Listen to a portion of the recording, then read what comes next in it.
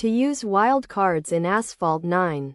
Start by opening the game and navigating to the garage where your cars are stored.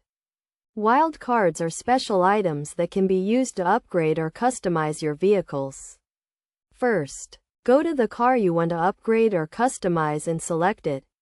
Then, click on the Upgrade or Customization option. This will take you to a menu where you can choose the type of upgrade or customization you want to apply. If you have a wild card, it will be listed as an available option. Select the wild card and it will be applied to the upgrade or customization.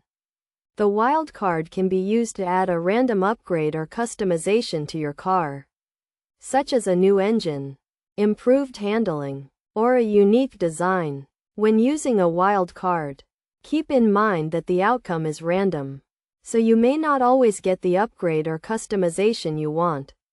However, wild cards can be a great way to add some surprise and excitement to the game. It is also important to note that wild cards can be earned through various means, such as completing events, achieving milestones, or purchasing them with in-game currency. You can also get wild cards from packs, which can be purchased with real money or in-game currency.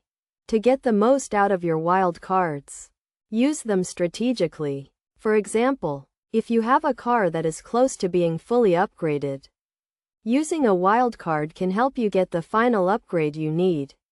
Alternatively, if you have a car that is struggling in a particular area, such as speed or handling, using a wild card can help you address that weakness. By following these steps and using your wild cards strategically, you can get the most out of your Asphalt 9 experience and take your racing to the next level. Remember to always check your wild card inventory and plan your upgrades and customizations carefully to maximize your chances of success.